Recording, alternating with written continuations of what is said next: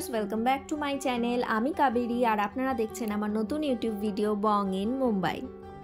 আজকের দিনটা হলো রবিবার আর ঘড়িতে এখন ওই সকাল 11:30 মতো বাজে। তো সকাল সকাল আমরা দুজনে ব্রেকফাস্ট করে বেরিয়ে পড়েছি। আজকে যাব সেই বড় বাজারটায়। আগের একটা ভিডিওতে আপনাদেরকে বলেছিলাম যে সাপ্তাহিক বাজারটা আমরা ওখান থেকেই করি। তো যাচ্ছি যখন ভাবলাম আপনাদেরকেও সঙ্গে করে নিয়ে যাই। তো বিল্ডিং থেকে বেরিয়েই বিল্ডিংয়ের সামনেই দেখলাম একটা অটো দাঁড়িয়ে ছিল, সেটাতেই আমরা দুজন এখন উঠে পড়েছি। চলুন যাওয়া যাক সেই বাজারটায়।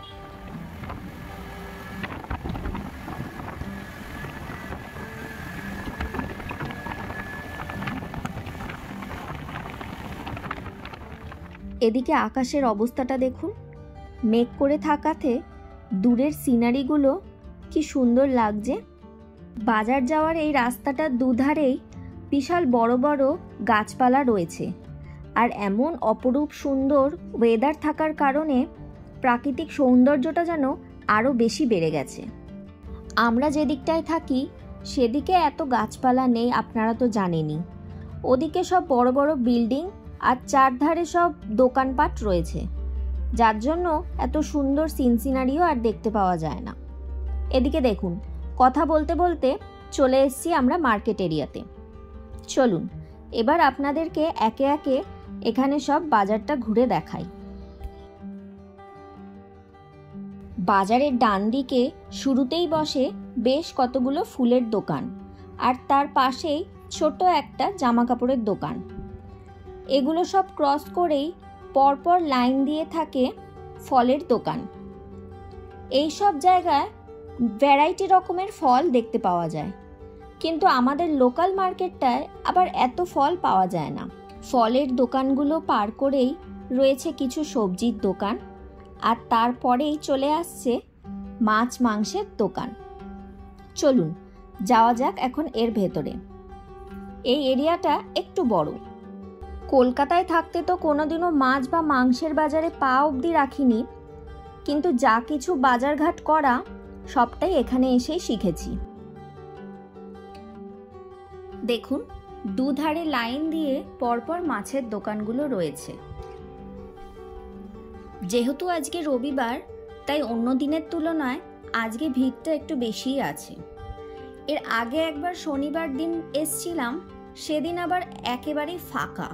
আর সত্যি বলতে কি, সেদিন মাছেরও সেরকম কালেকশন ছিল না এনাদের কাছে। তাই তারপর থেকেই আমরা রবিবার করে আসাটাই প্রেফার করি। তাই এই দিনটা একটু ভিড় হলেও অন্য দিনের তুলনায় প্রচুর পরিমাণে মাছও থাকে। দেখুন, রুই, কাতলা, চিংড়ি, ইলিশ, পমফ্রেট, আরও অনেক রকমের সামুদ্রিক মাছও রয়েছে। এর আগের সপ্তাহ যখন এসছিলাম তখনও মার্কেটে ইলিশ মাছ ঢোকেনি বলল, কিন্তু আজকে দেখছি চলে এসছে। ইলিশ মাছগুলো দেখুন কেমন চকচক করছে। আজকে বলল পার কিলো 1200 করে। আমরা যে দোকানটা থেকে মাছ কেনাকাটি করি সেটা একটা বাঙালি লোকের দোকান, যার ফলে ওনার বেশিরভাগ কাস্টমারই বাঙালি। আর সেহেতু সবাই বাংলাতেই কথাবার্তা বলে, আর সেগুলো শুনেই মাঝে মাঝে মনে হয় যেন কলকাতাতেই রয়েছি। এর পাশের দোকানটাতেই দেখুন ভ্যারাইটি রকমের চিংড়ি মাছ রয়েছে, আবার বিশাল বড় বড় লবস্টারও রয়েছে। চিংড়ি মাছগুলো লাল, সাদা, আবার কয়েকটা দেখলাম অরেঞ্জ কালারেরও রয়েছে।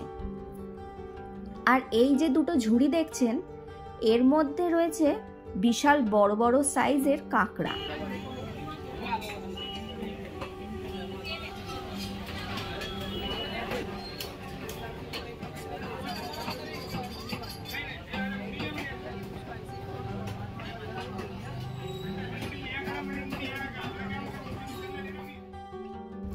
আমরা যে দোকানটা থেকে মাছ কিনছি তার ঠিক পাশের দোকানটা থেকেই শুরু হচ্ছে পরপর মাটনের দোকান।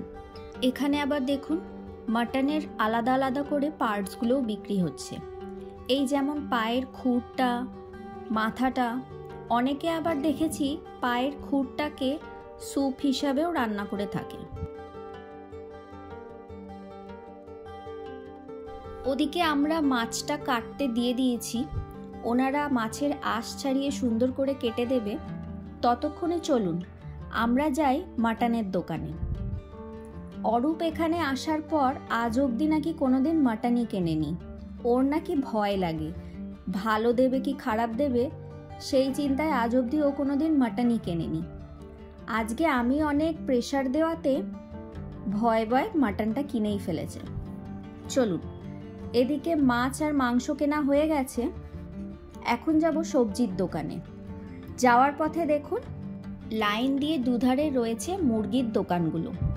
আজকে আর মুরগি নেব না, যেহেতু মাটন নিয়েছি, সামনের রবিবার আবার মুরগিটা নেওয়া যাবে। এখন চলুন, এখন সবজি আর বেশ কিছু মশলাপাতি কেনার আছে, ওদিকে এখন যাওয়া যাক।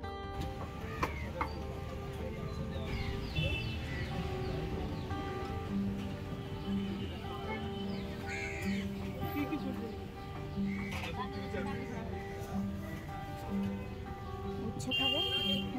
এই তো সামনে উচ্ছে। উচ্ছে কাকুন খাইনি। এগুলো কি উচ্ছে গো, সাদা সাদা?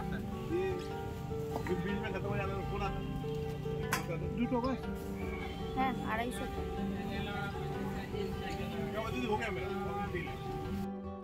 কত রকমের সবজি রয়েছে দেখুন। আর আমাদের ওই বাজারটায় এত রকমের সবজি পাওয়া যায় না। শসাগুলো দেখুন 2 ধরনের রয়েছে, এমনকি উচ্ছের সাইজগুলো দেখছেন। আমাদের ওই বাজারটায় আবার একদম ছোট ছোট সাইজের উচ্ছে পাওয়া যায়। এখানে আবার জানেন তো অনেক রকমের বেগুনও পাওয়া যায়। তবে এখানে আবার কি জানেন তো, শিমের কোয়ালিটিটা ঠিক ভালো নয়। শিম আর মটরশুঁটি দেখলে যেন মনে হয় একই রকম। আমি প্রথম এসে ঠিক চিনতে পারতাম না, কারণ আমাদের ওখানে তো শিম অন্যরকম দেখতে, আর এদের এখানে দেখি আবার অন্যরকম।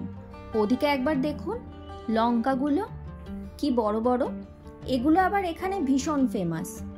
সবাই এটা প্রচুর পরিমাণে কেনে, অনেকে এগুলো বাড়িতে ফ্রাই করে খায়, আবার বেশ কিছু স্ট্রিট সাইড দোকানে পকোড়া হিসাবেও বিক্রি হয়। এদিকে দেখুন আর এক ধরনের উচ্ছে দেখলাম। এই যে তখন বলছিলাম না শিমের কথা, দূর থেকে দেখলে যেন ঠিক মটরশুঁটির মতোই লাগে। চলুন, এদিকে টুকটাক কেনাকাটি করা হয়ে গেছে, 2 সপ্তাহের মতো সবজি কিনে নিয়েছি। এখন যাব ফল কিনতে।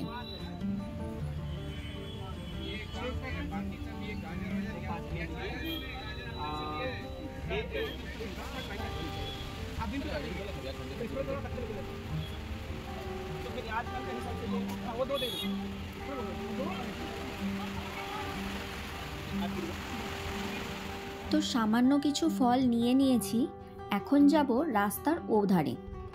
ওখানে বেশ কতগুলো ছোট ছোট মুদিখানার দোকান রয়েছে। এই ধরনের মুদিখানার দোকানগুলো আমাদের ওদিকে আবার নেই।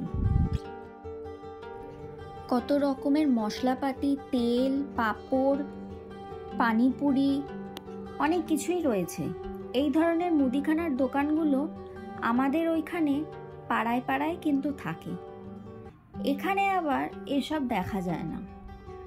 পার্টিকুলার মার্কেট এরিয়া ছাড়া এই মুদিখানার দোকানগুলো এখানে একেবারেই খুঁজে পাওয়া মুশকিল।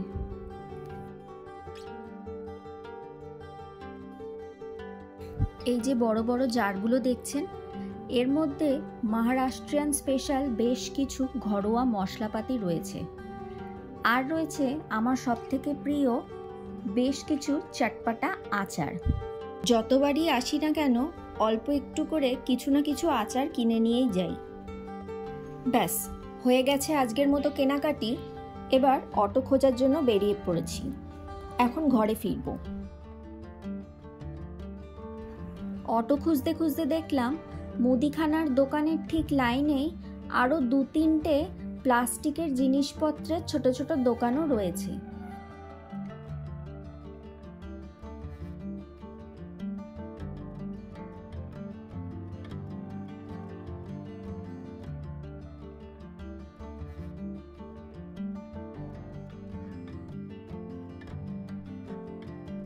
এই মার্কেটটা ঢোকার একদম মুখে যে দোকানগুলো চোখে পড়ে সেটা হলো ঠাকুরের আসবাবপত্রের দোকান।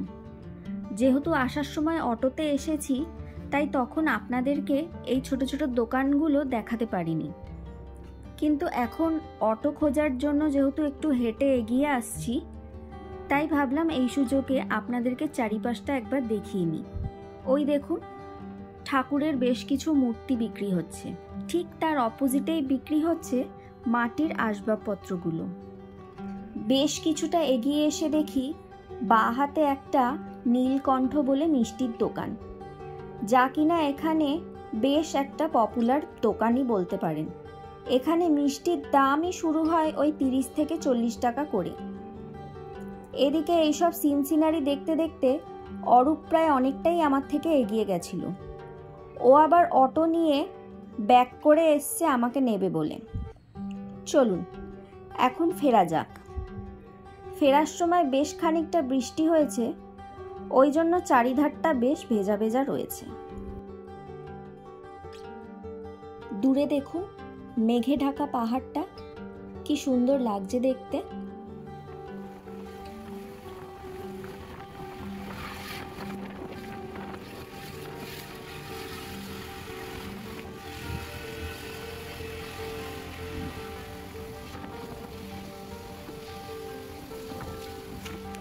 গল্প করতে করতে চলে এসেছি ঘরের বেশ কাছে। তবে আজকে এই অবধি থাক। এর পরের একটা ব্লগে আপনাদের সঙ্গে অবশ্যই শেয়ার করব কি কি কিনলাম এবং সেই সমস্ত জিনিসের এখানে কেমন কি দাম হয়। তাহলে চলুন, ভিডিওটাও আজকে এখানেই শেষ করছি। দেখা হবে খুব শিগগিরই পরের আর একটা ব্লগে। ততক্ষণের জন্য do like, share and subscribe my YouTube channel. Thanks for watching.